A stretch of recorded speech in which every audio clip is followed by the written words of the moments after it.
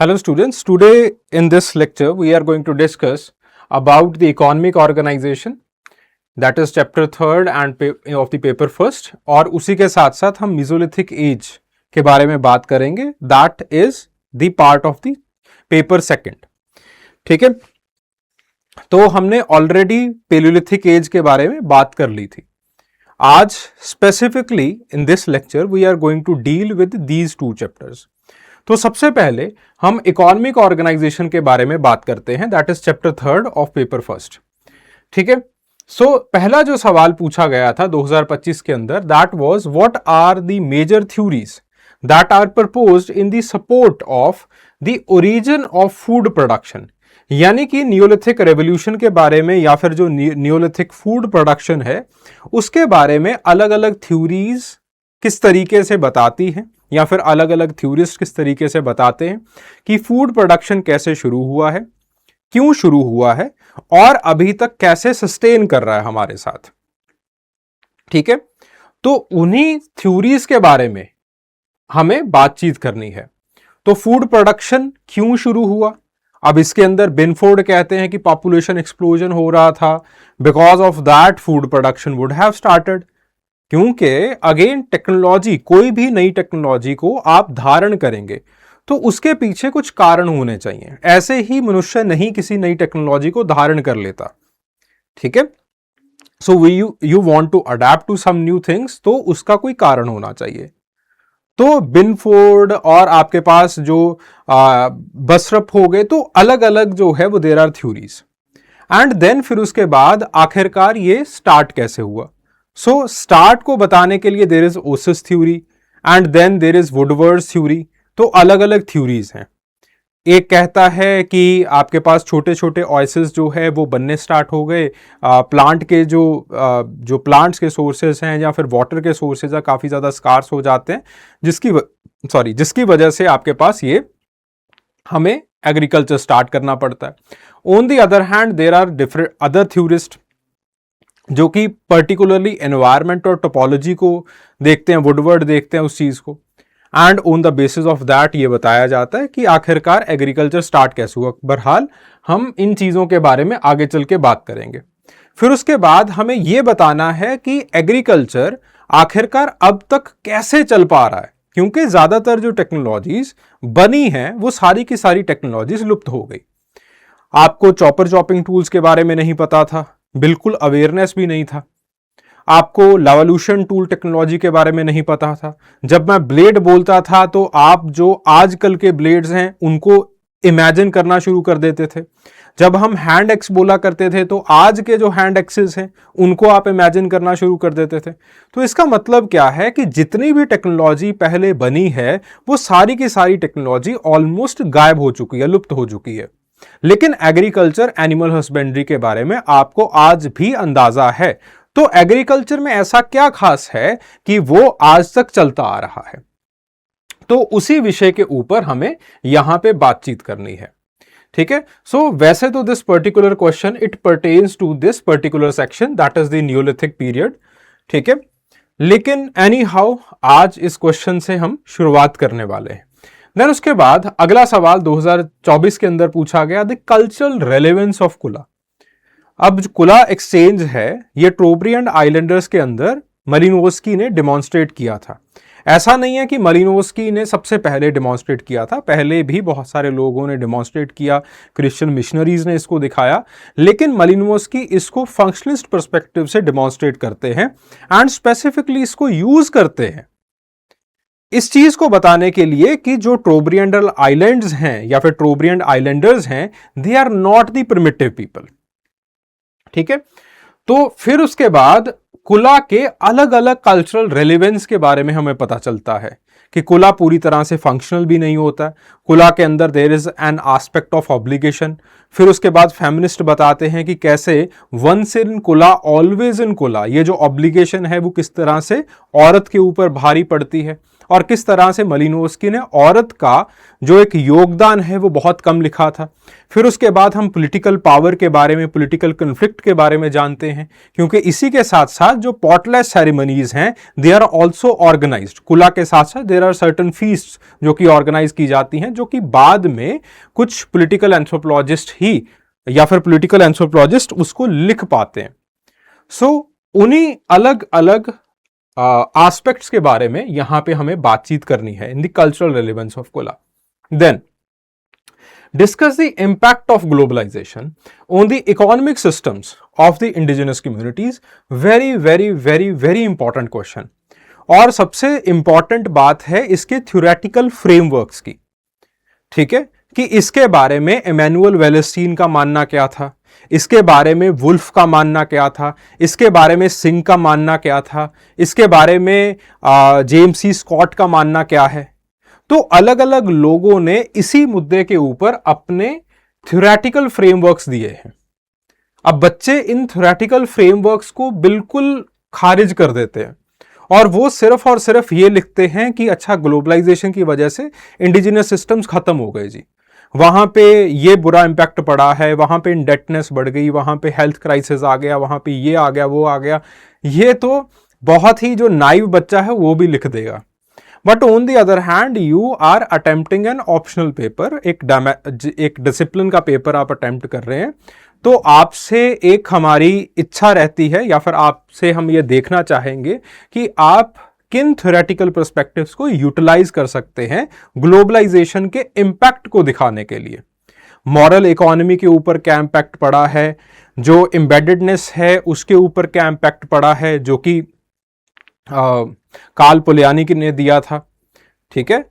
जो आपके पास फ्रिक्शन है, जो एना सिंह का कंसेप्ट है ग्लोबलाइजेशन एंड फ्रिक्शन, तो वो इसके बारे में क्या बात करती है। तो इस तरीके से अलग अलग कॉन्सेप्ट्स हैं, तो वो अलग अलग कॉन्सेप्ट्स या फिर अलग अलग जो थ्योरेटिकल फ्रेमवर्क्स हैं वो इस मुद्दे के बारे में क्या बातचीत कर रहे हैं, तो यहां पे पर्टिकुलरली उसके बारे में बात की जाएगी। देन उसके बाद अगली चीज आती है debate between the formalist and the substantivist approach, ठीक है। सबसे पहले हम ये जानने की कोशिश करते हैं that why this debate exist. तो जैसे ही कॉलोनियल रूलर्स आते हैं वो अपनी पॉलिसीज हमारे ऊपर थोपना स्टार्ट कर देते हैं। वो पॉवर्टी एलिवेशन प्रोग्राम्स के नाम के ऊपर खूब पैसा बांटना शुरू कर देते हैं। तो इसी चीज को खारिज करते हुए कार्ल पोलियानी ये बताते हैं दैट, और उनका जो काम था द ग्रेट ट्रांसफॉर्मेशन वो इसी चीज के ऊपर था कि किस तरीके से आप एक सब्सटेंटिव इकोनॉमी जिनके मॉरल्स, जिनके वैल्यूज नॉन वेस्टर्न हैं, जो कि हमारे जो वेस्टर्न पर्सपेक्टिव्स हैं उनके अंदर पूरी अच्छे तरीके से फिट नहीं बैठते, आप उनका डेवलपमेंट वेस्टर्न पर्सपेक्टिव से करना चाहते हैं, आप उन लोगों को पैसा बांट रहे हैं, उनकी वजह से उनकी जो एक मॉरल इकोनॉमी होती है, उनकी एक जो सोसाइटल स्ट्रक्चर होता है वो बिल्कुल डिसमेंटल होता चला जा रहा है, ठीक है। तो इसीलिए डेवलपमेंटल डिबेट उत्पन्न होती है दैट हमें किस तरीके से जो इंडिजिनस इकोनॉमीज हैं उनको डेवलप करना चाहिए। वेदर द फॉर्मलिस्ट थीसिस, जो न्यू इकोनॉमिकल थीसिस है वही सही है, पैसे बांटते चले जाएं, या फिर बिल्कुल उनको आइसोलेशन के अंदर रहने दें। What should be the right way. तो उसी चीज को यहां पे हम एक्सप्लोर करते हैं इन दिस पर्टिकुलर डिबेट। तो सबसे पहले हमें डिबेट के बारे में बात करनी है एंड देन फिर उसके बाद दोनों स्कूल ऑफ थॉट्स क्या मानते हैं, और फिर उसके बाद आज कल की चर्चा किन विषयों के ऊपर हो रही है, ठीक है। गॉडलेयर जैसे लोग, पोस्ट मार्क्सिस्ट जो हैं वो इसके बारे में क्या बात करते हैं। Then critically examine various anthropological interpretations about the kula exchange, ठीक है। तो कल्चरल रेलेवेंस को ही यहां पे बेसिकली री इंटरप्रेट करके पूछा गया है। आपको यहां पे अलग अलग इंटरप्रिटेशंस बताने हैं। फंक्शनिस्ट इंटरप्रिटेशन हो जाएगा, मार्क्सिस्ट इंटरप्रिटेशन हो जाएगा, फेमिनिस्ट इंटरप्रिटेशन हो जाएगा, पॉलिटिकल एंथ्रोपोलॉजी का अलग से इंटरप्रिटेशन हो जाएगा, ठीक है। सो इस तरीके से अलग अलग इंटरप्रिटेशंस के पर्सपेक्टिव से आपको लिखना है इसको। देन मोड्स ऑफ सब्सिस्टेंस, अलग अलग जो मोड्स हैं सब्सिस्टेंस के, और अलग अलग मोड ऑफ सब्सिस्टेंस के अंदर किस तरीके से पॉलिटिकल अथॉरिटी, प्राइवेट प्रॉपर्टी, एम्बेडेडनेस, ऐसे जो कंसेप्ट्स हैं वो किस तरीके से बदलते हैं, उस चीज़ के बारे में लिखना है। Then pastoralism in India. अब in this particular question the pastoralism in India, आपको सिर्फ और सिर्फ सोशल स्ट्रक्चर के बारे में नहीं लिखना है कि पेस्टोरलिज्म के अंदर कैसा सोशल स्ट्रक्चर होता है, आपको exactly what are the different problems that the pastorals of India they are facing, उसके बारे में भी बातचीत करनी है। ठीक है जी। फिर उसके बाद द नेक्स्ट जो कि हम करेंगे that is the mesolithic age in India. तो मेसोलिथिक एज के अंदर there are 5 questions that we are going to discuss today. The first one, it is the prehistoric rock art from the Uttarakhand, very descriptive kind of question. Then उसके बाद mesolithic culture, ये पहला step था towards the sedentary life in India. तो ये सारा का सारा जो है वो इंडियन पर्सपेक्टिव से ही आपको लिखना है। तो अब इसके अंदर इंडिया के ऐसे मेसोलिथिक कल्चर्स के बारे में हमें बातचीत करनी है जहां पे ऑलरेडी जो सेडेंटरी लाइफ है वो स्टार्ट हो चुकी थी या फिर स्टार्ट होने की कगार पे थी। देन उसके बाद रीजनल वेरिएंट्स की अलग अलग 4 तरह के रीजनल वेरिएशंस हमें मेसोलिथिक के अंदर मिलते हैं, तो उसी के बारे में हमें बात करनी है। देन उसके बाद बेलन वैली की फाइंडिंग्स के बारे में हमें बातचीत करनी है। रॉक आर्ट भीमबेटका का सेंट्रल इंडिया का, उसके बारे में बातचीत करनी है। मेरे ख्याल से 2-3 बार पहले भी हम इसको डिस्कस कर चुके हैं, रॉक आर्ट को सेंट्रल इंडिया के। ठीक है, so these are the question of the Indian mesolithic. चलिए शुरू करते हैं इकोनॉमिक एंथ्रोपोलॉजी से। तो इकोनॉमिक एंथ्रोपोलॉजी के अंदर आपको क्वेश्चंस में ये मिलेगा कि जैसे ही हम क्वेश्चन को लिखते हैं आफ्टर द इंट्रो और before the intro, I have given a particular एक सिंपल सा मैप या फिर सिंपल सा माइंड मैप जो है वो हमने बनाया है, सो दैट अगर आपके पास बहुत कम टाइम है तो इसी इंफोग्राफिक को आप देख करके आगे निकल जाइए। ठीक है, और मैं भी आपको इसी इंफोग्राफिक से ही पढ़ाने वाला हूं। ठीक है, तो चलिए, so this is the question, what are the major theories proposed in support of the origin of the food production. इसको 15 मार्कर के अंदर आपको डिस्कस करना है। ठीक है, so what are the major theories. तो इसके अंदर जो सबसे पहली थ्योरी है that is the oasis theory, that is given by GB Childe. ठीक है, और जीबी चाइल्ड का जो पूरा का पूरा न्यूलिथिक का थीसिस था वो इसी थ्योरी के ऊपर बेस्ड था। अब ये जो पर्टिकुलर थ्योरी है वो ये कहती है दैट जब मेसोलिथिक के बाद न्यूलिथिक एज आता है अलग अलग कॉन्टिनेंट्स के अंदर या फिर अलग अलग एनवायरमेंटल नीश के अंदर, तो एक चीज कॉमन है, वो ये है that there are certain oasis that are formed, कि एरिडिटी बढ़ जाती है। क्योंकि मेसोलिथिक एज के अंदर हमने क्या देखा है कि मेसोलिथिक एज में एकदम से गर्मी बढ़ती है और गर्मी के बढ़ने की वजह से ग्लेशियर्स पिघलते हैं, उसकी वजह से जो रिवर्स हैं वो बनना स्टार्ट हो जाते हैं, लेक्स बनना स्टार्ट हो जाते हैं। न्यूलिथिक के अंदर आगे चल के गर्मी और ज्यादा बढ़ती है, जिसकी वजह से एरिडिटी बढ़ना शुरू कर देती है। And because of that there are certain land forms जहां पे there are oasis that are formed, और उस वजह से in the post Pleistocene era आपके पास the humans they are forced कि इन्हीं ओसिस के अराउंड वो गैदर होते चले जाएं, जिसकी वजह से एक क्लोज निट सोशल एसोसिएशंस बनने शुरू हो जाते हैं। एंड बिकॉज ऑफ दो सोशल एसोसिएशंस लोग इस चीज के ऊपर एक्सपेरिमेंट करना स्टार्ट कर देते हैं कि आखिरकार प्लांट्स को किस तरीके से डोमेस्टिकेट किया जा सकता है, प्लांट्स को किस तरीके से उगाया जा सकता है। एनिमल्स को, कुत्ते को वो ऑलरेडी डोमेस्टिकेट कर रहे थे मेसोलिथिक के अंदर, तो उन्होंने गोट्स को डोमेस्टिकेट करना स्टार्ट कर दिया, या फिर आसपास जो भी पशु मिलते थे उसको धीरे धीरे उसकी टेमिंग करनी स्टार्ट कर दी। So according to GB Childe it is because of those environments जिसकी वजह से you are basically forced to start the agricultural practices, and these agricultural practices they advanced, और धीरे धीरे धीरे धीरे फिर उसके बाद आप जो बगल के फॉरेस्ट हैं उनको आप क्लियर करना स्टार्ट कर देते हो, and you start to expand the agricultural practices, और आप धीरे धीरे धीरे धीरे जो हंटिंग गैदरिंग है उसको आप रिप्लेस कर देते हो। And because of this particular agriculture जो आपकी सेटलमेंट्स हैं वो और ज्यादा ग्रो होती हैं, आपकी सोशल ऑर्गेनाइजेशन धीरे धीरे ब्यूरोक्रेटिक ऑर्गेनाइजेशन के अंदर फॉर्मुलेट होना स्टार्ट हो जाती है। ठीक है, so this is the oasis theory of जीवी चाइल्ड। देन उसके बाद अगली थ्योरी आती है द नेचुरल हैबिटेट जोन या फिर हिली फ्लैंक्स थ्योरी। अब रॉबर्ट ब्रेडवुड बेसिकली एनवायरमेंट को और अच्छे तरीके से एनालाइज करने की कोशिश करते हैं। रॉबर्ट ब्रेडवुड कहते हैं कि ज्यादातर जितने भी मैं एनवायरमेंट्स के बारे में देख रहा हूं वहां पे बगल में हिल्स हैं, फिर उसके बाद नीचे जो है वो यहां पे एग्रीकल्चर स्टार्ट हो रही है। और उन्होंने कहा कि जो हिल्स हैं वहां पे जो बार्ले है या फिर जो वीट है उसकी वाइल्ड वैरायटीज यहां पे मिलती हैं। ठीक है, और नीचे लोग जनरली उसकी डोमेस्टिकेटेड वैरायटीज को एक्सपेरिमेंट कर रहे थे। उन्होंने जरगोस माउंटेन्स के अंदर देखा, उन्होंने फर्टाइल क्रिसेंट में देखा, अलग अलग जगह पे जाकर के जब वो एक्सपेरिमेंट करते हैं तो वो कुछ ऐसी टोपोलॉजी के बारे में बात करते हैं।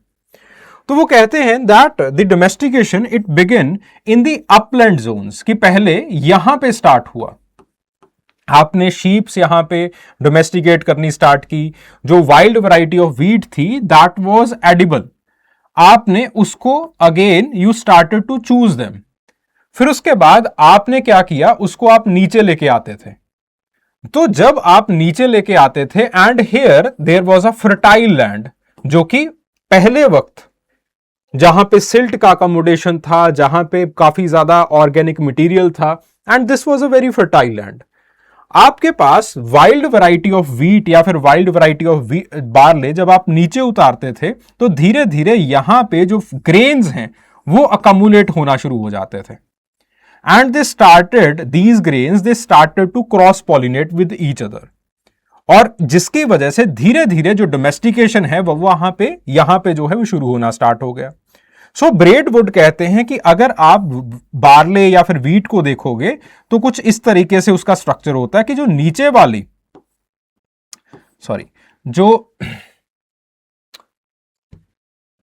जो नीचे वाले ग्रेन्स हैं they are much bigger and they are harder to chew, लेकिन जो ऊपर वाले ग्रेन्स होते हैं दे आर मच सॉफ्टर। तो ये ग्रेन्स जो है वो नीचे गिर जाया करते थे और यही ग्रेन्स आपस में क्रॉस पॉलिनेट हुए। So people they started to observe it, and because the ecology it was also conducive, तो लोगों ने इसी चीज को दोबारा से उगाना स्टार्ट किया and they started the production of food grains. So this was the theory of Braidwood. ठीक है, देन उसके बाद अगली थ्योरी आती है that is known as the population pressure theory. The population pressure theory it started with Boserup, then उसके बाद Binford इसको बताते हैं and then it is move towards Cohen. तो पॉपुलेशन प्रेशर थ्योरी इसको 3 लोगों ने बताया। बोसरप ने खाली इतनी सी बात की थी कि जो पॉपुलेशन का एक्सप्लोजन है या फिर जो पॉपुलेशन का ग्रोथ है इसका कुछ ज्यादा लेना देना नहीं होता है फूड प्रोडक्शन के साथ। बोसरप मानते थे कि जो पॉपुलेशन है उसका ग्रोथ होगा ही होगा, आप चाहे कुछ भी कर लो, चाहे आप हंटिंग गैदरिंग कर रहे हो, अच्छा हंट मिलता चला जाएगा क्योंकि आप धीरे धीरे ये देख लोगे कि कहां पे जो अच्छा हंट है वो मिलेगा, तो वहां पे आप सेटल हो जाओगे और आपका पॉपुलेशन ग्रोथ हो जाएगा। तो वो जो बोसरप हैं उन्हीं की थ्योरी को आगे बिनफोर्ड पकड़ते हैं। बिनफोर्ड कहते हैं, और उसके बाद ओसिस थ्योरी को भी बिनफोर्ड ने कहीं ना कहीं वहां से भी चीजों को लिया है कि let's say this is your population जो कि हंटिंग गैदरिंग कर रही है and it's a fertile land, या फिर यहां पे जो है वो अच्छे खासे फॉरेस्ट के अंदर कैंपिंग जो है वो आपकी चल रही है।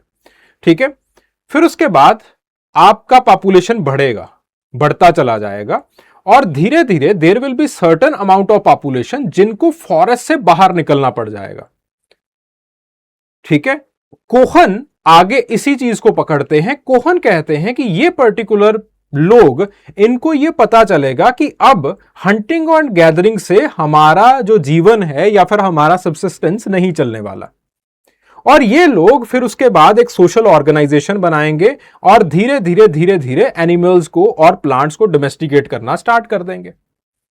ठीक है, और ये पर्टिकुलर थ्योरी हमें ये बताती है कि किस तरीके से अलग अलग एनवायरमेंटल नीश के अंदर अलग अलग जगह के ऊपर जो पॉपुलेशन है वो इस तरीके से बढ़ी और एग्रीकल्चर स्टार्ट हुई। देन यही है द मार्जिनल थ्योरी और द एज जोन हाइपोथेसिस। वो बेसिकली यही बताती है कि आपके पास जो कोर जोन्स हैं धीरे धीरे कल्टीवेशन स्टार्ट हुई कि कोर जोन के जो रिसोर्सेज हैं उतने ही रिसोर्सेज हमारे पास होने चाहिए और आपके पास जो है वो बहुत ब्रॉड स्पेक्ट्रम ऑफ फोर्जर जो है वो बनना स्टार्ट हो गया। ब्रॉड स्पेक्ट्रम ऑफ फोर्जर का मतलब क्या है कि फिर उसके बाद यहाँ पे एग्रीकल्चर होनी स्टार्ट हो गई और अंदर जो है वो लोगों ने हंटिंग एंड गैदरिंग करनी स्टार्ट कर दी। तो ये लोग हंटिंग गैदरिंग के अंदर ज्यादा स्पेशलाइज्ड हो गए और ये लोग एग्रीकल्चर के अंदर ज्यादा स्पेशलाइज्ड हो गए। तो इस तरीके से धीरे धीरे सोशल ऑर्गेनाइजेशन और ज्यादा स्पेशलाइज्ड होती चली गई। देन उसके बाद ब्रेन हेडन की फीस्टिंग एंड सोशल कंपटीशन की थ्योरी आती है। बड़ी अजीब सी थ्योरी है ये। सोशल थ्योरी बेसिकली हमें यह बताती है कि देयर वर इंडिविजुअल एम्बिशंस, जिसकी वजह से सरप्लस को ड्राइव करना था, क्योंकि वो लोग बड़े से बड़े लंगर जो है वो लगाना चाहते थे, सोशल फीस्ट लगाना चाहते थे, अपनी पॉलिटिकल पावर को गेन करवाना चाहते थे, जिसकी वजह से बड़े बड़े जो है वो एग्रीकल्चरल फील्ड्स बने and people started in the lieu of competition people started to have more and more agriculture. Then उसके बाद बात आती है the broad spectrum revolution theory. The broad spectrum revolution theory basically it is the derivative of this particular theory. वो ये कहती है कि लेट प्लाइस्टोसीन के अंदर देयर वर फोर्जर्स जो कि धीरे धीरे डाइट को डाइवर्सिफाई करना चाहते थे और डाइट को डाइवर्सिफाई करने के लिए यही जो फोर्जर्स हैं when they were pushed towards the margins इन्होंने एग्रीकल्चर स्टार्ट किया एंड इन्होंने जब एग्रीकल्चर स्टार्ट किया तो सोशल स्पेशलाइजेशन शुरू हो गया। ठीक है। देन रिचर्ड बॉयड और बिटिंजर की जो थ्योरी है that is the environmental change and readaptation theory. वो ये कहती है कि धीरे धीरे the aridity it has started to grow in the environment and because of that आपके पास जो वार्मथ है उसकी वजह से एग्रीकल्चर ये वायबल हो पाया और इंसानों ने उन्हीं क्रॉप्स को ग्रो करना स्टार्ट किया जो कि उस एनवायरनमेंट के साथ वायबल हो सकती थी और धीरे धीरे एग्रीकल्चर उसी तरीके से हमने ग्रो किया है कि जो एनवायरनमेंट है उसके साथ वायबिलिटी उसकी बनी रहे। ठीक है। और इनका बड़े अच्छे तरीके से बॉयड एंड बिटिंजर का मानना है कि जब एग्रीकल्चर अपने एनवायरनमेंट के साथ पूरे अच्छे तरीके से सिंक्रोनाइज्ड नहीं होगा तो इसका मतलब है कि ये डिजास्टर क्रिएट कर सकता है। ठीक है। एनीवेज उस डायरेक्शन के अंदर हम नहीं जाएंगे। देन देयर आर को एवोल्यूशनरी मॉडल्स जो कि डेविड रिंडोज ने दिए हैं। तो उन्होंने बेसिकली ये सारे के सारे मॉडल्स को लिया और उन्होंने बताया that there is no single prime mover. ठीक है। ये बहुत सारी चीजें अलग अलग जगह के ऊपर हुई होंगी and because of that agriculture must have started और आज तक एग्रीकल्चर सर्वाइव करती चली जा रही है। ओके। तो इंडियन कंटेक्स्ट के अंदर there are many independent centres, जैसे फॉर एग्जांपल मेहरगढ़ को अब इट इज डिबेटेड कि ये इंडिपेंडेंट था या नहीं था। तो दो थ्योरीज हैं एग्रीकल्चर के रिगार्डिंग मेहरगढ़ को जो बताती हैं। एक थ्योरी ये कहती है डिफ्यूजन की थ्योरी कि दैट मेहरगढ़ दो साइट्स का प्रोडक्ट है। एक है जेबू कैटल जो कि गुजरात से आई, दूसरा है जो एमराल्ड व्हीट वैरायटी जो कि नियर ईस्ट से आई है। तो एक स्कूल ऑफ थॉट ये कहता है, but the second school of thought says कि ऐसा नहीं है, जो मेहरगढ़ है वो भी बिल्कुल इंडिपेंडेंट बना है जैसे नियर ईस्ट के एग्रीकल्चर इंडिपेंडेंटली हुई है। ठीक है। फिर उसके बाद for sure in the Deccan plains जो राइस का कल्टीवेशन है again it was entirely independent. जो डेक्कन के अंदर मिलेट्स का कल्टीवेशन है, पल्सेस का कल्टीवेशन है, again it was very independent. उसी के साथ साथ साउथ इंडिया के जो नियोलिथिक्स हैं उसकी एक अच्छी खासी कंटिन्यूटी हमें अपर पेलियोलिथिक से ही दिखाई देती है। That there was hunter gatherers जिन्होंने धीरे धीरे फिर मेसोलिथिक और नियोलिथिक के अंदर पैस्टोरलिज्म स्टार्ट किया and this pastoralism it grew और उनके अपने काम करने के तरीके हुआ करते थे, वो जहां पे भी रहा करते थे वो बहुत बड़ा सा जो है वो एक जो कचरा है उसका जो है वो एक ढेर लगाया करते थे, आग लगाते थे, फिर आगे चले जाते थे। तो इस तरीके से ऐश माउंट्स जो है वो बना करते थे। तो साउथ इंडिया का बिल्कुल इंडिपेंडेंट रहा है, ठीक है। तो इस तरीके से इंडिया के अंदर खुद that there are many many independent centres that have made. तो यही एग्रीकल्चर का अपना एक अस्तित्व भी है कि एग्रीकल्चर के अंदर जो डिफ्यूजनिस्ट लॉज हैं वो ज्यादा लागू नहीं होते, ठीक है। अपनी अपनी इकोलॉजी के हिसाब से एग्रीकल्चर अपने अपने तरीके से बना है। तो यही जो सारी की सारी थ्योरीज हैं उनको हमने नीचे एक सेल्फ एक्सप्लेनेटरी तरीके से लिखा है, ठीक है। These answers they have been written like articles, ताकि आप अच्छे तरीके से इसको आराम से अंडरलाइन कर सकें और जैसे आप अपनी इग्नू वगैरह की बुक्स पढ़ते हैं वैसे आप पढ़ सकें आराम से। फिर उसके बाद अगले चलते हैं अगले सवाल पे। द कल्चरल रेलेवेंस ऑफ कुला। कुला you all know that it's a ceremonial exchange system. इसके दो टाइप्स आते हैं, एक है सुलावा, दूसरा आता है mwali. Soulava these are the shell necklaces and the mwali it is the arm bands. और आपके पास जो सुलावा है वो दोनों जो है वो अलग अलग डायरेक्शन के अंदर सर्कुलेट करते हैं। तो आर्म शेल्स जो है वो काउंटर क्लॉकवाइज चलेंगे और जो नेकलेसेस हैं वो क्लॉकवाइज चलेंगे, ठीक है। So this is okay.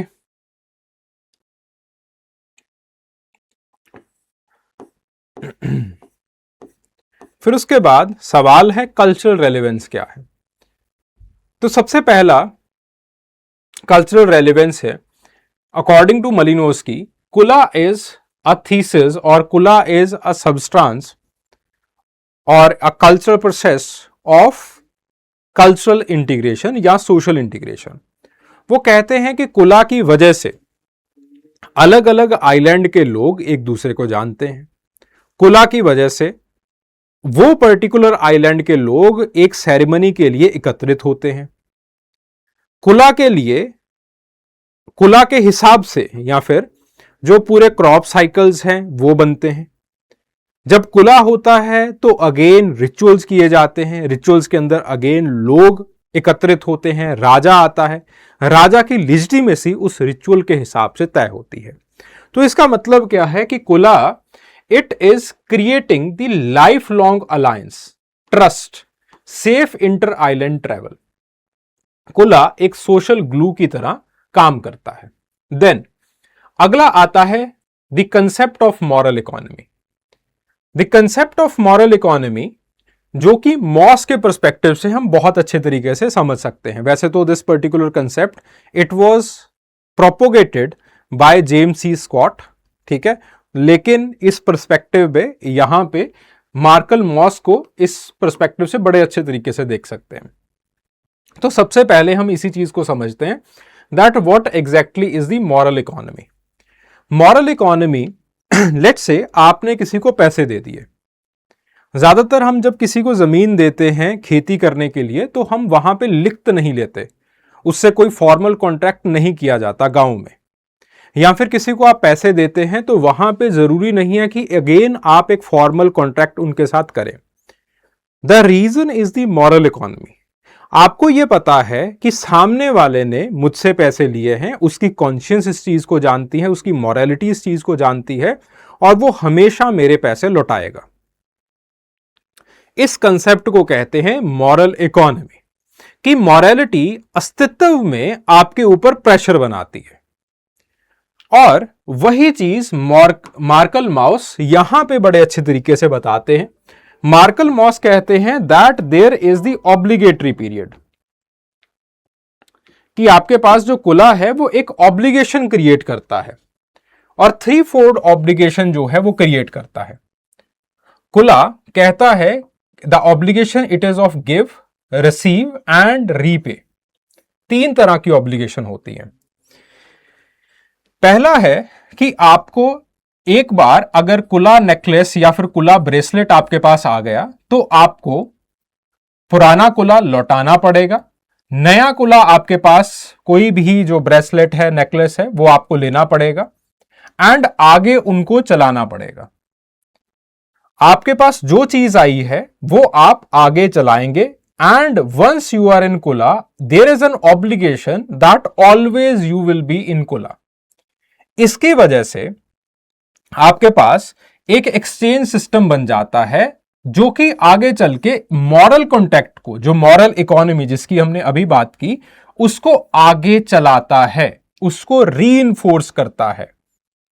ठीक है, so it is not like the market transactions but it creates the moral economy. लोगों के बीच में मॉरलिटी बनी रहती है। ठीक है, और इस रेसिप्रोसिटी की वजह से जो रिलेशंस हैं वो सस्टेन्ड रहते हैं। देन उसके बाद अगली चीज आती है, that is the embedded exchange. Embedded exchange system it is given bye, या फिर इसको दो पर्सपेक्टिव से कार्ल पोलैनी एंड साहलिन के पर्सपेक्टिव से देख सकते हैं। ठीक है, तो साहलिन कहते हैं that the economy it is instituted in the social relations. Market laws यहां पे पूरी तरीके से सही नहीं बैठते। कुला के अंदर जो सबसे इंपॉर्टेंट चीज है वो है बैलेंस्ड रेसिप्रोसिटी, जो कि आपको दिखाई देती है कि आपको हमेशा जो चीज ली है वही चीज सही सलामत आपको लौटा देनी है। ठीक है, और यही रेसिप्रोसिटी आपका जो सर्कुलेशन है उसको गवर्न करती है। अगर ये रेसिप्रोसिटी आप फॉलो नहीं करते हो तो इसका मतलब क्या है कि आपका जो प्रेस्टीज है वो कम हो जाएगा, और ये आप बिल्कुल नहीं चाहेंगे। आप अपने प्रेस्टीज को बनाए रखने के लिए, प्रेस्टीज को हालांकि और ज्यादा ऊपर करने के लिए आप कुला को और ज्यादा धूमधाम के अंदर मनाते हो। चाहे पैसे हो चाहे ना हो, कुला को अच्छे तरीके से मनाया जाएगा। एंड इसी चीज के ऊपर स्टेटस एंड सिंबॉलिक कैपिटल का पर्सपेक्टिव आता है। कुला एक ऐसा ऑब्जेक्ट होता है जो कि आपके ऑनर को, आपके प्रेस्टीज को, आपके पॉलिटिकल इन्फ्लुएंस को गवर्न करता है। तो कुला एक डिफेंडर की तरह है, या फिर कुला जो है वो एक देसी इकोनॉमी के अंदर स्कॉर्पियो की तरह होती है, जो कि आपके पास आपका ऑनर, आपका प्रेस्टीज या फिर आपका पॉलिटिकल इन्फ्लुएंस वो गवर्न करेगा। या फिर कुला जो है वो शादी के अंदर किसी स्त्री के आभूषण, सोने की तरह है। ठीक है, तो वहां पे भी हम यही देखते हैं, दीज आर ऑल सिंबल्स। तो कुला को कितना संभाला गया, उसने एक्सचेंज के अंदर कितना कुला, जब लौटाने वो इंसान आया तो उसके साथ साथ कितने कंबल लेके आया, या फिर कितना और जो स्वीट्स हैं वो लेके आया, एक्सेट्रा एक्सेट्रा। तो हर एक इंसान इस सिंबॉलिक कैपिटल को बिल्ड करने की कोशिश करता है, क्योंकि यही सारी चीजें आपके ऑनर को, प्रेस्टीज को, पॉलिटिकल इन्फ्लुएंस को बनाती हैं, और इसी वजह से आपकी सोसाइटी के अंदर एक रैंक मेकिंग होती है। देन एनेट वीनर कहते हैं कि भैया मलिनोस्की हो गए, कार्ल पोलैनी हो गए, औरत को किसी ने ना देखा। तो एनेट वीनर कहती हैं कि मेल कुला जो आपके पास इसका प्रेस्टीज है वो आखिरकार विमेन की प्रोडक्टिव लेबर के ऊपर रेस्ट करता है, क्योंकि विमेन ही ये सारी चीजों को बनाती हैं। विमेन ही जो है वो ये सारी चीजों को बनाएंगी कि कौन जो है वो कितना ज्यादा प्रोडक्टिव लेबर बनाना, बंडल्स वगैरह जो है वो लेकर के जाएगा। ठीक है, so there is the logic of keeping, so there are inalienable possession. ठीक है, तो it is as vital as the logic of giving, कि आपके पास जो है वो अगेन वंस इन कुला यू आर ऑलवेज इन कुला। ठीक है, तो ये जो है वो आपके पास एक इनएलिनेबल पोजेशन बन जाता है, और आपको चीजों को निभाना पड़ता है, जिसके चलते विमेन जो है वो मर्द की जो प्रेस्टीज है वो बनी रहे, इसके चलते विमेन काम करती रहती है। ठीक है, एंड देन फिर उसके बाद अर्जुनोपाध्याय का कंसेप्ट, और आपके पास जो है वो गॉडलियर का कंसेप्ट आता है, that is the object biographies. तो आपके पास ये कहते हैं कि कुला it is carrying the obligation and the memory.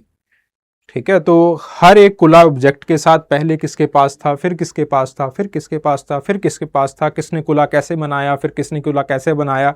तो इस तरीके से कुला जो है वो अल्टीमेटली ये इन्फ्लुएंस कर रहा होता है कि सोसाइटी के अंदर सोशल प्रेस्टीज या फिर हायरार्की किसकी ज्यादा होगी, कैसी बनेगी। ठीक है, तो ये है। So this is the cultural relevance of कुला। ठीक है, तो कुला को हमने social integration, moral economy, embedded exchange, status, symbolic capital, gender critic, object biographies, अलग अलग पर्सपेक्टिव से इसको देखा। ठीक है, और उन्हीं चीजों को हमने यहां पे नीचे लिख रखा है। देन उसके बाद बात आती है discuss the impact of globalisation on the economic systems of the indigenous economy. तो इसके अंदर जो सबसे इंपॉर्टेंट चीज है that are the theoretical frameworks. बच्चे इन थ्योरेटिकल फ्रेमवर्क्स को बिल्कुल साइडलाइन कर देते हैं।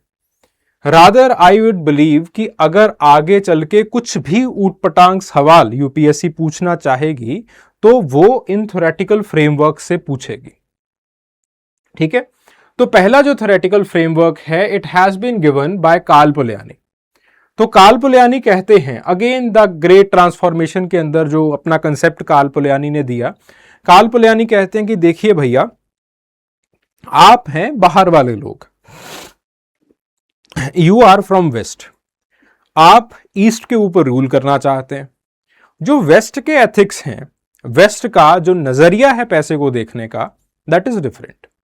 जो ईस्ट का नजरिया है पैसे को देखने का, दैट इज वे डिफरेंट। ठीक है, तो दोनों के जो नजरिए हैं, पैसे को देखने के, वो बिल्कुल अलग अलग हैं। ठीक है, एक का नजरिया ये है कि मेरे पास पैसा होना चाहिए, पॉवर्टी एलिवेशन के लिए पैसा बड़ा जरूरी है। दूसरे का नजरिया पॉवर्टी को देखने का ही अलग है। उनका नजरिया है जो कि अगेन एम्बेडेडनेस का है, कि पैसा जो है वो आता रहेगा लेकिन सोशल रिलेशनशिप सबसे अहम है, ये होने चाहिए, ये अच्छे होने चाहिए। ठीक है, तो कार्ल पोलैनी कहते हैं कि जब ग्लोबलाइजेशन शुरू होता है या फिर जो मार्केट फोर्सेस हैं वो पैसा समाज के अंदर फेंकना शुरू कर देती हैं, तो इसकी वजह से कार्ल पोलैनी कहते हैं कि आपके पास डिसएम्बेडेडनेस शुरू हो जाती है। कार्ल पोलैनी ने बड़ा अहम कंसेप्ट दिया, the concept of embedding of the economy. वो कहते हैं that the economy it captures the core dynamics. कैसे कोर डायनेमिक्स कैप्चर करती है? कि ग्लोबलाइजेशन बेसिकली लोगों की जो रैशनैलिटी है या फिर जो लोगों की जो मॉरलिटी है उसको शिफ्ट करता है। ठीक है, पहले हमारे अंदर क्या है कि मेरे पास क्या है, I am basically focusing on the generalised and balanced reciprocity, कि अगर मैंने किसी से पैसे लिए हैं तो मेरे सोशल रिलेशनशिप्स ज्यादा इंपॉर्टेंट हैं पैसे से, तो भैया पैसे मोड़ो या फिर पैसे ज्यादा करके मोड़ दो, सोशल रिलेशनशिप्स खराब नहीं होने चाहिए। लेकिन अभी धीरे धीरे जो नेगेटिव रेसिप्रोसिटी है वो आनी शुरू हो जाती है।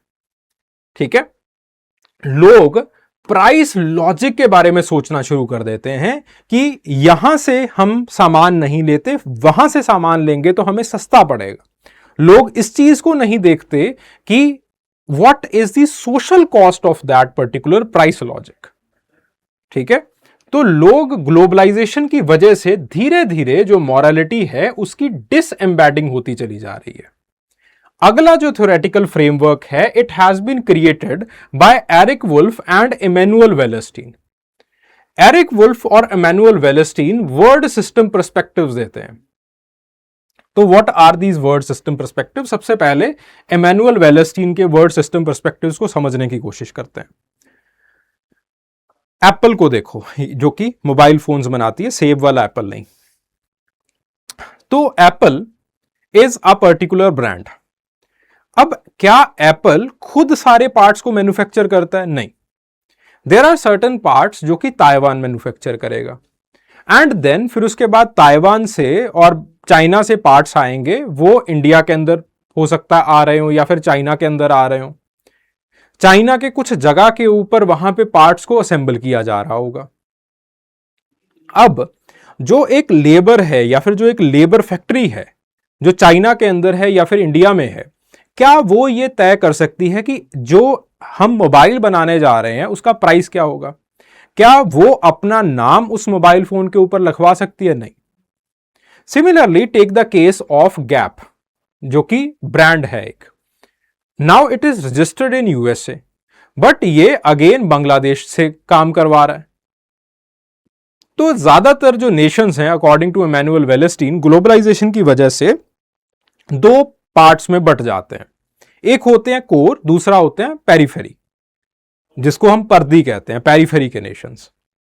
कोर नेशंस बेसिकली टेक्नोलॉजी को कमांड करते हैं, ब्रांडिंग को कमांड करते हैं, मार्केट्स को कमांड करते हैं। एंड देन फिर उसके बाद पेरिफेरी के नेशंस आ जाते हैं, जो कि इन नेशंस को अपनी लेबर मुहैया करवाते हैं, लेबर सप्लायर होते हैं। तो कुछ भी खराब होता है तो सबसे ज्यादा बड़ा झटका लेबर सप्लायर्स को लगता है। तो उसी तरीके से ग्लोबलाइजेशन की वजह से जो इंडिजिनस इकोनॉमीज हैं उनके क्राफ्ट्स चले जा चुके हैं, वो खत्म हो चुके हैं, अब वो लेबर सप्लायर्स हैं। और कुछ भी होगा, प्राइस ऊपर नीचे होता है, इन्फ्लेशन आता है, तो सबसे ज्यादा खतरा इन पेरिफेरल जोन्स के अंदर होता है। एरिक वुल्फ भी बिल्कुल वैसा ही कुछ कंसेप्ट देते हैं। देन उसके बाद डेविड हार्वे, उनका एक कंसेप्ट आता है, उनका नोशन आता है द अकमुलेशन बाय डिस्पोजिशन। ठीक है, सो ही हाईलाइट्स कि किस तरीके से land, forest, mineral resources they are appropriated through mining, dams and the conservation enclosures. तो हार्वी कहते हैं कि बेसिकली जब आपका डेवलपमेंट हो रहा होता है तो कुछ कंसेप्ट्स को आपके सामने रखा जाता है ग्लोबलाइजेशन के जरिए, that mining is very important. जितनी ज्यादा माइनिंग होगी उतनी ज्यादा एनर्जी होगी, उतना ज्यादा डेवलपमेंट होगा। तो हम हमेशा डेवलपमेंट को देखते हैं। लेकिन इन चीजों के चलते जो आदिवासी हैं उनका डिस्पोजेशन होना शुरू हो जाता है। हम ये कहते हैं कि भैया वाइल्ड लाइफ प्रोटेक्शन बहुत ज्यादा इंपॉर्टेंट है, तो वाइल्ड लाइफ प्रोटेक्शन के लो में हम आदिवासियों को बाहर निकाल देते हैं। तो ग्लोबलाइजेशन कुछ कंसेप्ट्स को आगे लेके आती है, ठीक है, और कहीं ना कहीं किसी ना किसी का प्रॉफिट होता है इन कंसेप्ट्स के अंदर। देन जेम्स सी स्कॉट का कंसेप्ट आता है मॉरल इकोनॉमी का, that we have already done. तो ग्लोबलाइजेशन के चलते मॉरल इकोनॉमी धीरे धीरे ध्वस्त, खत्म होना शुरू हो जाती है। फिर उसके बाद तानिया ली और जेम्स फर्गुसन का कंसेप्ट आता है ऑफ द डीपोलिटिसाइजेशन एंड डिस्पोजेशंस। ठीक है, तो बेसिकली वही वैसा ही कंसेप्ट है जैसा डेविड हार्वी का है कि किस तरीके से डेवलपमेंटल प्रोजेक्ट्स को सही लाइट में दिखाया जाता है। देखो, जब कहीं पे भी डेवलपमेंटल प्रोजेक्ट लगाया जाएगा तो वहां पे किस चीज के बारे में बात की जाएगी? बात यह की जाएगी कि यहां पे एनवायरमेंटल इंपैक्ट असेसमेंट क्या सही से हुआ है, क्या यहां पे सोशल इंपैक्ट असेसमेंट सही से हुआ है या नहीं हुआ है। वहां पे कभी भी ये पॉलिटिकल डिबेट को आगे नहीं बढ़ाया जाता है दैट एग्जैक्टली क्या हमें इस डैम की जरूरत थी, क्या हम इसको और ज्यादा सस्टेनेबल तरीके से, कहीं तरीके से जो है वो इनको ग्रो कर सकते थे, क्या हमें इनके डिस्पोजेशंस की जरूरत है भी या नहीं। हम कभी भी इन चीजों के ऊपर बात नहीं करते। ब्यूरोक्रेटिक फ्रेमवर्क्स कुछ ऐसे बनाए जाते हैं that we are not debating on the fundamental concepts, rather we are debating on the regulations. ठीक है, तो वो ये कंसेप्ट है जेम्स फर्गसन का। ठीक है, so these are the frameworks and ये फ्रेमवर्क्स अलग अलग तरीके से हमें बताते हैं कि कैसे ग्लोबलाइजेशन की वजह से जो इंडिजिनस इकोनॉमीज हैं वो रोजमर्रा की जिंदगी में जूझना शुरू कर देती हैं। ठीक है, और फिर उसके बाद हम एथनोग्राफिक फ्रेमवर्क्स के बारे में बातचीत करते हैं। So these are the impact areas. पहले प्रोडक्शन में क्या इंपैक्ट हुआ है कि पहले जो है वो सब्सिस्टेंस वो खुद किया करते थे, हंटिंग गैदरिंग था या फिर पीजेंट्री थी। अभी धीरे धीरे they have moved towards the cash crops, they have moved towards the ways labour. उनका जो माइग्रेशन है वो काफी तेजी से होता चला जा रहा है। और वही चीज हम माइनिंग डिस्प्लेसमेंट ओडिशा में, छत्तीसगढ़ में, झारखंड में, वहां पे हम देख रहे हैं।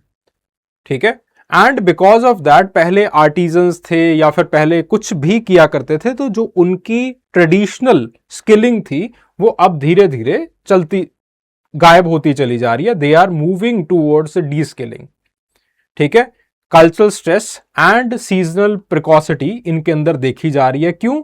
बिकॉज दे हैव बीन और जो ग्लोबलाइजेशन है वो इनको एक सर्विस प्रोवाइडर की तरह नहीं, लेबर प्रोवाइडर की तरह देख रहा है। ठीक है, देन उसके बाद डिस्ट्रीब्यूशन के ऊपर क्या इंपैक्ट पड़ा है? डिस्ट्रीब्यूशन के ऊपर जो सबसे बड़ा इंपैक्ट पड़ा है वो ये है, अकॉर्डिंग टू एना सिंह, कि आपने अभी तेंदुपत्ता, महुआ, लैक, इनका कमोडिफिकेशन कर दिया। कमोडिफिकेशन का मतलब क्या है कि हम एग्जैक्टली ये बता देते हैं या फिर ये असेस कर लेते हैं दैट इतने चीजों की डिमांड है कि हमें इतना टन महुआ पत्ता जो है वो चाहिए या फिर इतना टन हमें तेंदुपत्ता जो है वो चाहिए। ठीक है, तो हमने बेसिकली ये डिमांड को असेस कर लिया एंड देन हम इसी डिमांड को ट्राइबल्स के सामने रखेंगे with the help of different middleman, जिसके अंदर एक मिडलमैन के अंदर जो है वो सरकार भी आ जाती है। तो अकॉर्डिंग टू एना सिंह सरकार भी एक बहुत बार मिडलमैन की तरह काम करती है। और फिर उसके बाद लोग अपने रिचुअल्स को बिल्कुल भुला करके, अपने मॉरल फ्रेमवर्क्स को बिल्कुल भुला करके, अपने देवी देवताओं को बिल्कुल भुला करके उनके सामने एक सवाल होगा कि अगर हम इतना टन सप्लाई इन लोगों को दे पाए तभी हमारे पास पेमेंट आ पाएगी, तभी हम अपने बच्चों को पढ़ा पाएंगे, नहीं तो हम नहीं पढ़ा पाएंगे। तो basically they are acting as the raw material provider. और जैसे ही थोड़ी बहुत मार्केट वोलेटिलिटी होती है तो इन्हीं लोगों को सबसे बड़ा इंपैक्ट पड़ता है। एक तो है कि इनकी सस्टेनेबिलिटी खत्म हो जाती है, दूसरी बात आती है इनके रिचुअल साइकिल्स गायब हो जाते हैं, वो बिल्कुल खत्म हो जाते हैं। जो महुआ पत्ता है या फिर आपके जो तेंदु पत्ता है, उसकी ज्यादातर जो एक बफर है वो मिडलमैन के पास होगा। तो मिडलमैन अपनी सिक्योरिटी जनरेट कर लेता है। जो सबसे कम सिक्योरिटी वाले लोग रह जाते हैं वो ये रहते हैं। ठीक है, तो इसी चीज को एना सिंह इसीलिए एना सिंह कहती हैं that the indigenous producers they are the risk bearers. Profit distance के ऊपर है, प्रॉफिट जो बहुत बड़े बड़े कैपिटलिस्ट हैं वो निकाल जाते हैं, वो उठा जाते हैं, लेकिन ये लोग सिर्फ और सिर्फ लेबर का काम करते रह जाते हैं। फिर उसके बाद बात आती है एक्सचेंज की। ठीक है, तो जो रेसिप्रोसिटी है वो धीरे धीरे वीकन होना शुरू हो जाती है। वीकली हार्ट्स धीरे धीरे कमर्शियल नोट्स बन जाते हैं, पैकेज्ड गुड्स आने स्टार्ट हो जाते हैं, प्राइस लॉजिक धीरे धीरे आपके सोशल लॉजिक को रिप्लेस कर जाता है, because of that the disembedding it happens. फिर जो कॉमन्स हैं, कॉमन्स का मतलब क्या है कि जो कॉमन लैंड थी जहां पे वो लोग पेस्टोरलिज्म किया करते थे, कुछ रिक्रिएशनल एक्टिविटीज कर लिया करते थे, कुछ अगर शादी ब्याह है वहां पे वो कर लिया करते थे। तो कॉमन्स धीरे धीरे एक प्राइवेट या फिर स्टेट कंट्रोल के अंदर आना शुरू हो जाते हैं, जिसकी वजह से अगेन उनका जो एक कल्चरल जमीन है उसके ऊपर दमन होना स्टार्ट हो जाता है and this leads to the dispossessions. इसका सबसे खराब इंपैक्ट पड़ता है कल्चर और जेंडर के ऊपर।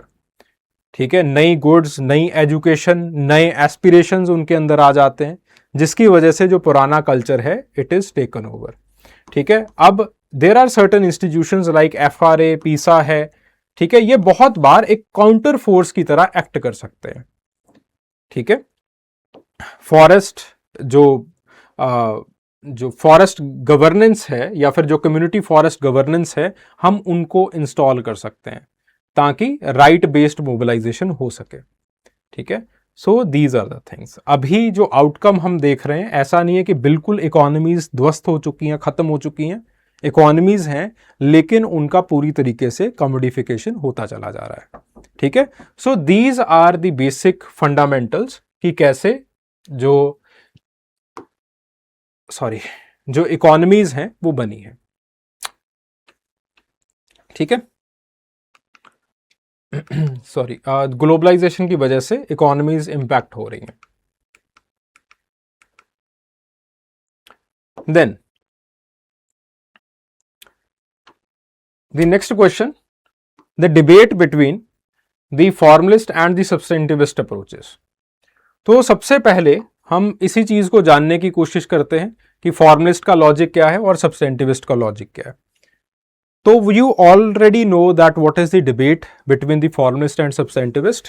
कि फॉर्मलिस्ट का ये मानना था कि आपके पास जो नियो क्लासिकल या फिर जो नियो इकोनॉमिकल मॉडल्स हैं, they are fundamental, they are universal, वो हर जगह के ऊपर लग सकते हैं। तो पॉवर्टी एलिवेशन प्रोग्राम्स जो यूके के अंदर काम कर रहे हैं वही इंडिया के अंदर भी काम कर जाएंगे, किसी भी इंडिजिनस इकोनॉमीज के अंदर लगा दो वो काम ही कर जाएंगे, ठीक है। But on the other hand there were substantivist, जिसके अंदर कार्ल पोलैनी का नाम भी आता है। वो कहते हैं कि नहीं, ऐसा नहीं है, हर एक इंसान आपके जैसा नहीं सोचता है। तो rather than having this particular view inside your mind कि सब लोग हमारी तरह सोचते हैं, आप हर एक इकोनॉमी के अंदर जाइए या फिर हर एक कम्युनिटी के अंदर जाइए, उनके अपने लॉजिक्स हैं सोचने के, आप उनको समझने की कोशिश कीजिए, ठीक है। So this is the core और this is the core claim of both of them. जो यूनिवर्सलिस्ट हैं या फिर जो आपके पास फॉर्मलिस्ट हैं, वो ये कहते हैं that there is the universal rational choice, कि लोग हमेशा प्रॉफिट मैक्सिमाइजेशन की तरफ आगे बढ़ेंगे। वो उनका जो कोर क्लेम है वो ये है that the neo classical economies और the neo classical economics it applies everywhere. Humans they will always face a scarcity. वो हमेशा एक रैशनल चॉइस बनाने की कोशिश करेंगे जिसके जरिए वो यूटिलिटी को मैक्सिमाइज कर सके, और उसी के साथ साथ utility obviously it is culturally defined. So this is the core claim जो कि रेमंड फिर्थ और डेविड श्नाइडर भी करते हैं, ठीक है। अगर यूटिलिटी मेरी है कि मैं ज्यादा टाइम अपने ऑफिस में बैठ सकूं, तो मेरी जो इकोनॉमिकल चॉइस है वो बिल्कुल उसी तरीके से रहेगा, मैं उसी तरीके से ऑफिस को बनाऊंगा, ठीक है। सो जो आपके पास नियो क्लासिकल इकोनॉमिक के प्रिंसिपल्स हैं वो हर जगह के ऊपर लगेंगे। हां, ये जरूर है कि लोग प्रॉफिट और यूटिलिटी अपने अपने हिसाब से, अलग अलग कल्चर्स अपने अपने हिसाब से वो उस चीज को डिफाइन करें। तो रेमंड फिर्थ अफ्रीका के अंदर जाते हैं, अफ्रीका के अंदर वो बुशमैन के अंदर काम करते हैं।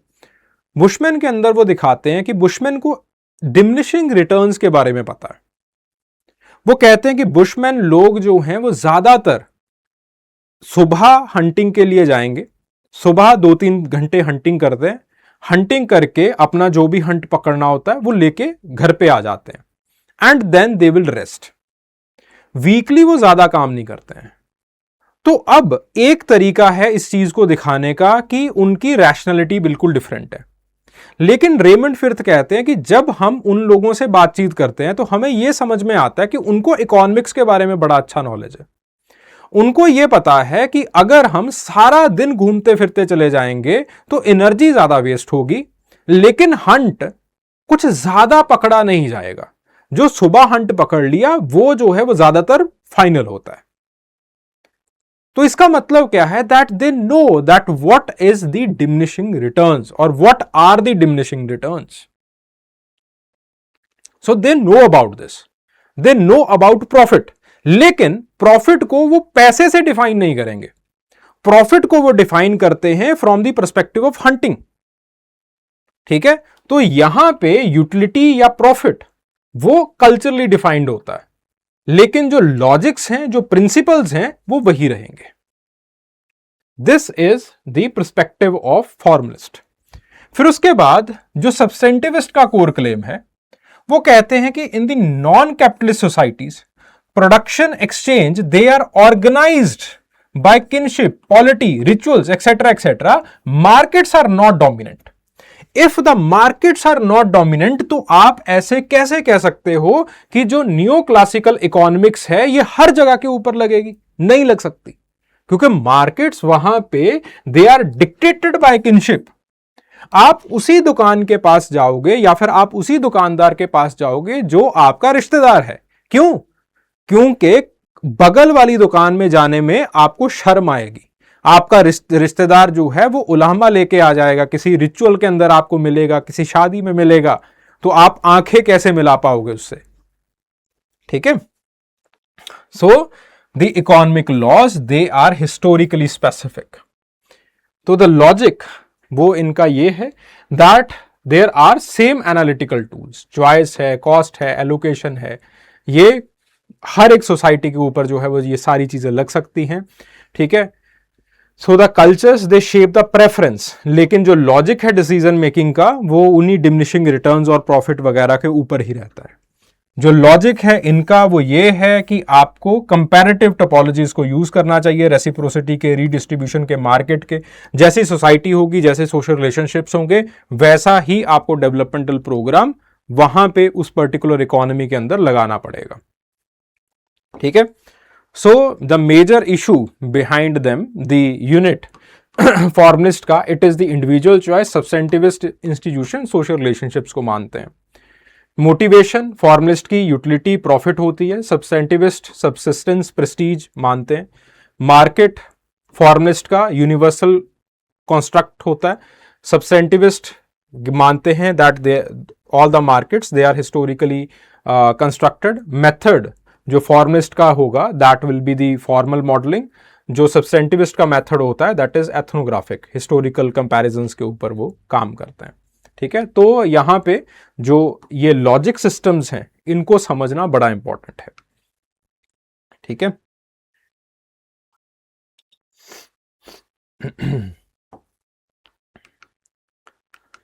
तो जो फाइनल सिंथेसिस है दैट इज गिवन बाय साहलिन जो कि रेसिप्रोसिटी को भी मानते हैं और ये मानते हैं कि कल्चरल स्पेसिफिक भी आपको जाना चाहिए।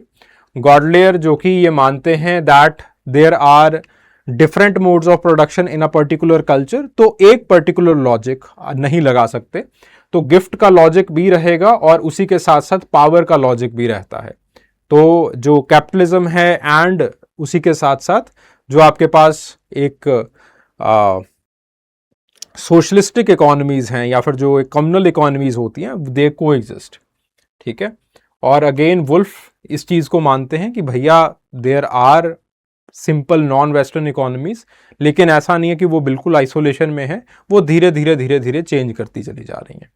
सो these are the bridging scholars, ठीक है। जस्ट इसको एक बार रीड कर लीजिएगा, इसको रीड करते ही आपको चीजों को समझ में आ जाएगा, ठीक है।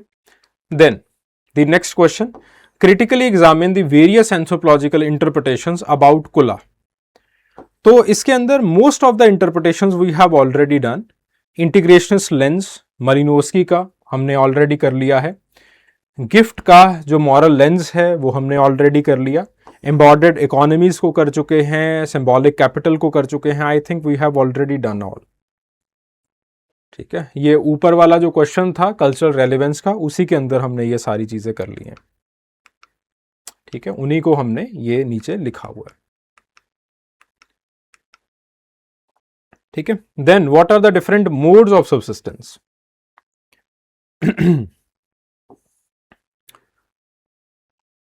तो एक दिमाग के अंदर बात रखिए कि modes of subsistence they are multiple. ऐसा नहीं हो सकता कि एक इकोनॉमी के एक मोड ऑफ सब्सिस्टेंस हो सिर्फ, खास करके आजकल के जमाने में ऐसा नहीं पॉसिबल। अगर हम ये बात कहते हैं that there is so and so community, it is doing hunting and gathering, तो इसका मतलब ये नहीं है कि वो लोग कहीं पे स्वीडनिंग नहीं कर रहे होंगे, वो लोग करते हैं। जो सिंपल से सिंपल सोसाइटी है वो भी डाइवर्सिफिकेशन करती है, ठीक है। तो आपके पास अगेन जैसा हमने प्रॉपर्टी के अंदर देखा था, प्रॉपर्टी के अंदर भी हमने यही देखा है दैट अगर हम एक पैट्रीलिनियल सोसाइटी के बारे में बात कर रहे हैं तो इसका मतलब यह नहीं होता है कि मां की साइड से कोई प्रॉपर्टी नहीं आती है। पैट्रीलिनियल सोसाइटी और एक्सक्लूसिवली पैट्रीलिनियल सोसाइटीज दे बेयरली एग्जिस्ट। मां की साइड से भी तो भैया, मां भी तो अपने साथ स्त्री धन लेके आ रही है। आप क्या मामा के पास नहीं जाते हो? क्या उनसे बातचीत नहीं करते हो? क्या उनका इमोशनल इन्वेस्टमेंट नहीं होता है आपके ऊपर? होता है। सो इसीलिए सवाल बार बार डबल डिसेंट के ऊपर पूछे जाते थे, जो किनशिप चैप्टर है उसमें, ठीक है। तो वैसी ही बातें कुछ यहां पे हैं। जब हम मोड ऑफ सब्सिस्टेंस के बारे में बात करते हैं तो mode, there are multiple mode of subsistence in a particular community. अगर मेरा परिवार, again I belong to a farming family, तो क्या मैं यहां पे टीचिंग कर रहा हूं, मैं सर्विसेज दे रहा हूं, ठीक है, लेकिन मेरे घर वाले जो है वो फार्मिंग कर रहे हैं, ठीक है। So new Marxist lens basically pushes this particular aspect in front, ठीक है, कि आपके पास ऐसा नहीं है कि एक पर्टिकुलर इकोनॉमी के अंदर एक पर्टिकुलर सब्सिस्टेंस पैटर्न होगा, there can be multiple subsistence patterns. Because of those multiple subsistence patterns there might be multiple moralities, ठीक है। तो इस चीज को हमेशा दिमाग में रखना है। ओके, तो सबसे पहला जो आपके पास मोड ऑफ सब्सिस्टेंस है that is hunting and gathering. अब जब हंटिंग एंड गैदरिंग सोसाइटी है जो कि चेंचू और बिरहोर्स के अंदर देखी जाती है, अगेन देखिए चेंचूज के अंदर भी एग्रीकल्चर, बहुत simple form of agriculture start हो चुका है, बिरहोर्स के अंदर भी है। कुछ बिरहोर्स जो है वो कुछ आई थिंक बास्केट मेकिंग वगैरह भी किया करते थे, तो ऐसा भी कुछ है इनका, ठीक है। तो hunting and gathering society they are highly mobile, छोटे छोटे बैंड्स के अंदर रहती हैं, ज्यादातर जनरलाइज रेसिप्रोसिटी के ऊपर सरवाइव करती हैं, स्टोरेज बहुत मिनिमल होता है, ज्यादातर ये एगैलिटेरियनिज्म ही परस्यू करती हैं, ठीक है। तो मार्शल सालेन कहते हैं कि इनके अंदर एक शेयरिंग नॉर्म्स होते हैं, रेसिप्रोसिटी होती है, generalise reciprocity, and this generalise reciprocity it insures the risk, ठीक है। इसीलिए मार्शल सालेन ये कहते हैं कि जैसे जैसे ग्लोबलाइजेशन बढ़ता चला जा रहा है, तो ग्लोबलाइजेशन के चलते जो एक प्रॉफिट मेकिंग है या फिर एक प्रॉफिट मेकिंग का एस्पेक्ट है, it becomes very difficult for them, क्योंकि इनको यह पता है कि आपके पास the sharing norm it is a risk insurance for them. तो मार्शल सालेन कहते हैं that in the hunting and gathering societies अभी क्या हो रहा है कि वो अपने जो क्लोज नेट रिलेटिव्स हैं वहां पे जनरलाइज रेसिप्रोसिटी को फॉलो करते हैं, जैसे ही रिलेटिव्स थोड़े से दूर के हो जाते हैं वहां पे बैलेंस रेसिप्रोसिटी को फॉलो करना शुरू कर दिया जाता है, जैसे ही रिलेटिव्स बहुत ही they are concluding with strangers, तो यहां पे नेगेटिव रेसिप्रोसिटी को या फिर प्रॉफिट मोटिव्स को ये लोग फॉलो करना स्टार्ट कर देते हैं, ठीक है। So this is the kind of subsistence या फिर reciprocity that hunting and gathering societies they have been following. Then उसके बाद बात आती है फिशिंग की। Now fishing it is a dominant kind of subsistence activity, जिनके अंदर प्रॉपर टेरिटोरियलिटी है, जिनके अंदर प्रॉपर सीजनैलिटी है, जिनके स्पेशलाइज्ड गियर्स होते हैं कि कब कौन सा टूल यूज करना है, it is properly specialised and they are able to moderate the surplus. कैसे सरप्लस को मॉडरेट करते हैं कि इनके पास मकूवर्स वगैरह ये सब, इनके पास देयर इज अ चीफ, उस चीफ के पास जो भी सरप्लस है वो जाता रहता है, और जब सीजन चला जाता है तो ये पर्टिकुलर चीफ रीडिस्ट्रीब्यूशन करना शुरू कर देता है। सो इनके अंदर जो मॉरल इकोनॉमी है that is very important.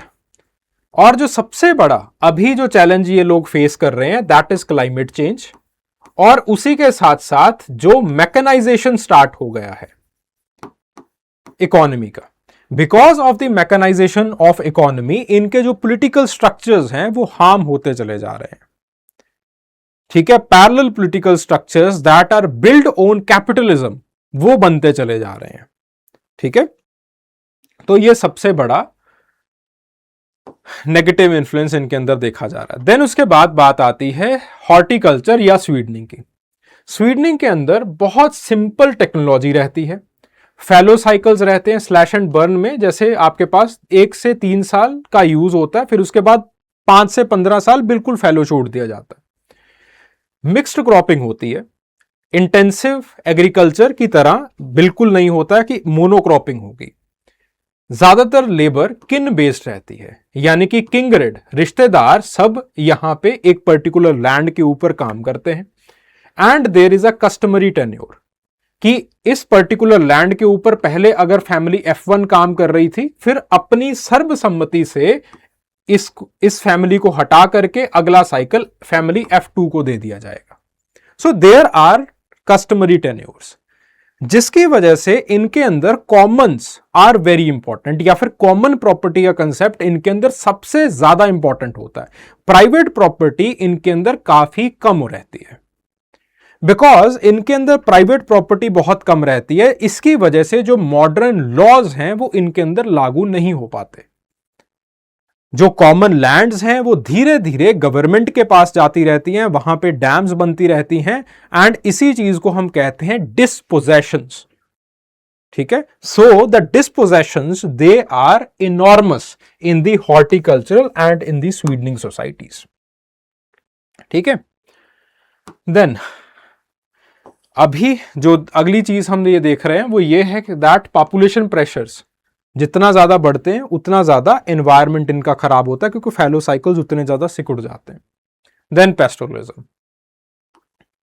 Pastoralism के अंदर they are highly mobile, common properties they are very common. जितना बड़ा हर्ड है उतना बड़ा उसका प्रेस्टीज होता है, उसका वेल्थ होता है, एंड ज्यादातर ये सिम्बायोटिक एक्सचेंज करते हैं। सिम्बायोटिक एक्सचेंज का मतलब क्या है कि जैसे ये एक जगह से दूसरी जगह जा रहे हैं तो साथ वाली एग्रीकल्चरल ट्राइब के साथ ये अच्छे संबंध रखेंगे। जैसे नीलगिरीज के हम देखते हैं, टोडास के संबंध कोटास के साथ होते हैं, ठीक है, कुरुम्बास के साथ होते हैं, तो उनके बड़े अच्छे सिम्बायोटिक संबंध एक दूसरे के साथ होते हैं। तो उनका जो एक बहुत सिंपल बैलेंस्ड रेसिप्रोसिटी है वो चलता रहता है। लेकिन यहाँ पे जो सबसे बड़ी प्रॉब्लम पैस्टोरलिज्म के अंदर आ रही है वो ये है कि बहुत सारे पैस्टोरलिस्ट जो कॉमन प्रॉपर्टीज है उसके ऊपर इंक्रोचमेंट्स देख रहे हैं, जिसकी वजह से खास करके जो ट्रांस ह्यूमन्स हैं, ट्रांस ह्यूमन्स का मतलब क्या है कि जो खाना बदोश हैं, एक जगह से दूसरे जगह जाते हैं, उनके जो सीजनल साइकिल्स हैं वो डिसरप्ट हो चुके हैं। दूसरी बात, एजुकेशन में they are really very poor, क्योंकि एक जगह से दूसरी जगह मूव होना पड़ता है, स्कूल तो साथ में मूव होगा नहीं। देन उसके बाद इंटेंसिव एग्रीकल्चर, इंटेंसिव एग्रीकल्चर में प्रॉपरली सरप्लस होता है, स्ट्रेटिफिकेशन आ जाता है, प्राइवेट प्रॉपर्टी आ जाती है, मार्केट स्टेट टाइज जो है वो बनने स्टार्ट हो जाते हैं। So these are the modes of production, sorry the modes of subsistence. तो उन्हीं को हमने नीचे लिखा हुआ है। ठीक है, so there is one question left, that is the pastoralism in India. तो पैस्टोरलिज्म तीन तरह का है, nomadic, transhumant and the agropastoral. तीन तरह का पैस्टोरलिज्म दिखाई देता है। Nomadic, they are highly mobile, पूरा का पूरा हाउस होल्ड मूव करता है एक जगह से दूसरी जगह। ठीक है, तो नोमैडिक का एक जो एग्जाम्पल है दैट इज टोडास, सॉरी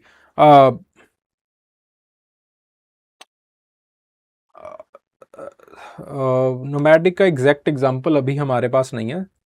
ठीक है, देन उसके बाद बात आती है the next, that are the transhumant. Transhumant जैसे गुज्जर बकरवाल्स हैं, या फिर जो है वो आपके पास गड्डीज की बात आती है। अब यहां पे let's say they have one home in the highland, एक जो है वो लोलैंड के अंदर होम है। तो बेसिकली ये लोग कभी हिल में, कभी वैली में, कभी हिल में, कभी वैली में, ऐसे मूव करते रहेंगे। They are ट्रांसह्यूमेंट।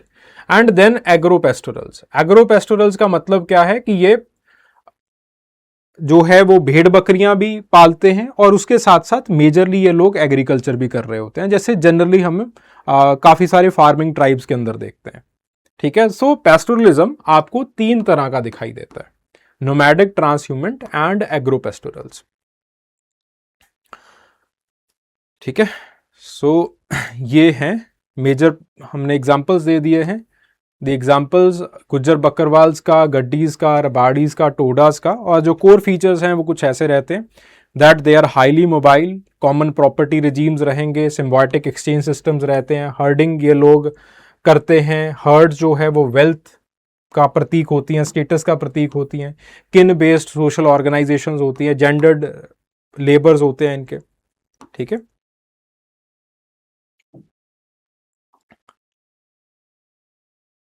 तो तीन मेजर थ्योरेटिकल एस्पेक्ट्स हैं जो कि पैस्टोरलिज्म को बताते हैं। पहला स्टीवर्ड का कल्चरल इकोलॉजी एंड अडेप्टेशन, जो कि गुज्जर बकरवाल्स के अंदर काफ़ी अच्छा लागू होता है, क्योंकि सीजन्स ऐसे हैं कि ऊपर कई बार रहना पड़ेगा आपको, कई बार नीचे वैली के अंदर रहना पड़ेगा, तो उस हिसाब से आप अपना सबसिस्टेंस बनाते हैं।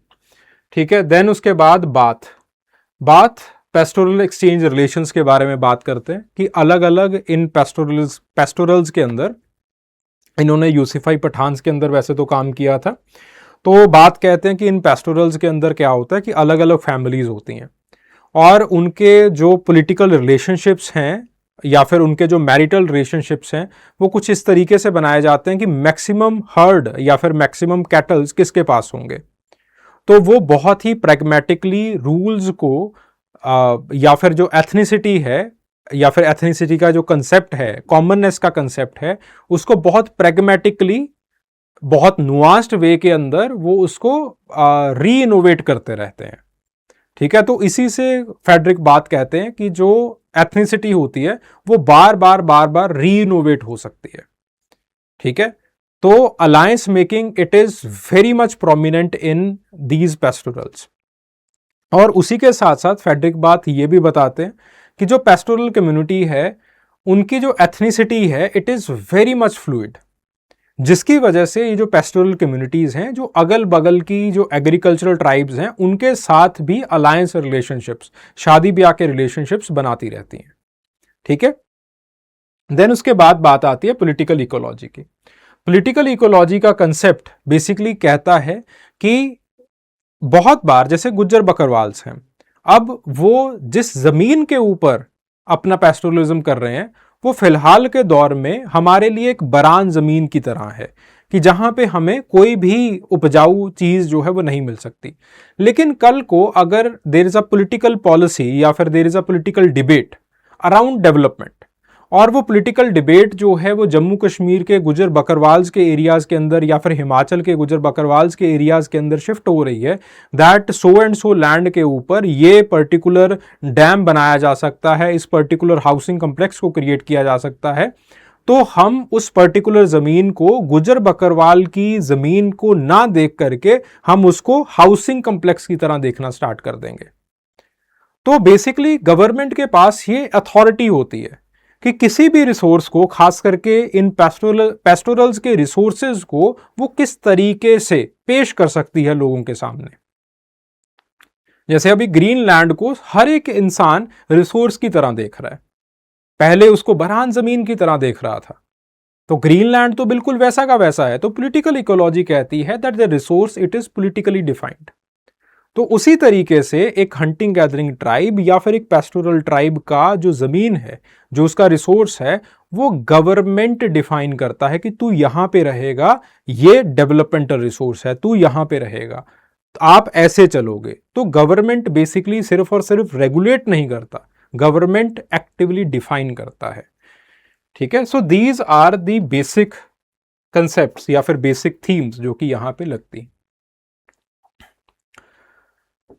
ठीक है, so the major contemporary challenges वो यही है कि कॉमन्स इनके श्रिंक कर रहे हैं, मार्केट वॉलेटिलिटी बहुत ज़्यादा है, क्लाइमेट स्ट्रेस बहुत ज़्यादा है, सेडेंटेशन अगेन उनके अंदर यंगर जनरेशंस में आता चला जा रहा है। ठीक है, then there is a mesolithic culture in India. तो मीजोलिथिक कल्चर और नियोलिथिक को फिर हम कल करते हैं। ठीक है, चलिए, thank you very much, thank you. सोचा नहीं था कि इतना ज़्यादा टाइम लग जाएगा, लेकिन एक ही चैप्टर काफ़ी ज़्यादा टाइम लग गया।